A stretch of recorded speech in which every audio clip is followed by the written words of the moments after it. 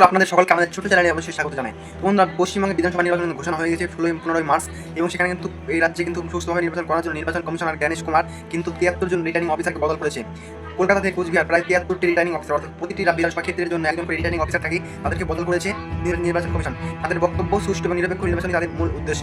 কিন্তু এখানে বিষয় হলো, নন্দীগ্রামের যে ভিডিও ছিল 2021 সালে যে ভিডিও ছিল সেটাকে কিন্তু ভবানীপুরে সরিয়ে আনা হয়েছে। এর ফলে কিন্তু মমতা বন্দ্যোপাধ্যায় কিন্তু আপত্তি করে নির্বাচন কমিশনকে চিঠি দিয়েছে। নন্দীগ্রামের যে ভিডিও ছিল তাকে কিন্তু ভবানীপুর কেন্দ্রে সরিয়ে নেওয়া হয়েছে, কারণ তিনি শুভেন্দু অধিকারী কিন্তু ভবানীপুরে কিন্তু প্রার্থী হয়েছেন এবং নন্দীগ্রামে সে প্রার্থী হয়েছেন। মমতা ব্যানার্জিকে হারানোর জন্য কিন্তু সেই পরিকল্পনাটা করেছে এবং নির্বাচন কমিশন তার সাথে কিন্তু সাথ দিয়েছে। দেখুন, যে ভিডিওকে সরানো হয়েছে তার নাম সুরজিৎ রায়, যিনি কিনা 2018 থেকে 2021 সাল পর্যন্ত নন্দীগ্রাম বিডিও অফিসে ছিলেন এবং তাকে ভোটের আগে কিন্তু ভবানীপুরে সরিয়ে নেওয়া হয়েছে এবং রাজ্যের প্রায় 73টি রিটার্নিং অফিসারকে সরিয়ে নেওয়া হয়েছে 73টি বিধানসভা ক্ষেত্রের জন্য।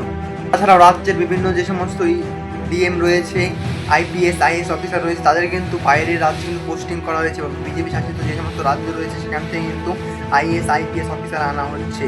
এর মূল উদ্দেশ্য বিজেপিকে ক্ষমতায় আনা, কিন্তু নির্বাচন কমিশনের এই পরিকল্পনা বাস্তবায়িত হবে না। যে সমস্ত জেলা শাসক, জেলা মহকুমার শাসক রয়েছে বা জেলা শাসক রয়েছে ডিএম, তাদেরকে কিন্তু সরিয়ে নেওয়া হয়েছে। যে সমস্ত ডিএমের সময়কাল 3 বছর এক জায়গায়, মানে 3 বছর সময় রয়েছে, তাদের কিন্তু সরিয়ে নিয়ে বাইরের রাজ্যে পোস্টিং দেওয়া হয়েছে। বাইরের রাজ্যের ডিএম বা জেলা শাসককে এই রাজ্যে আনা হয়েছে। তার মূল উদ্দেশ্য নির্বাচন কমিশনের বিজেপিকে ক্ষমতায় আনা, যেন কোনো প্রকারে যেন বিজেপি যেন ক্ষমতায় আসতে পারে।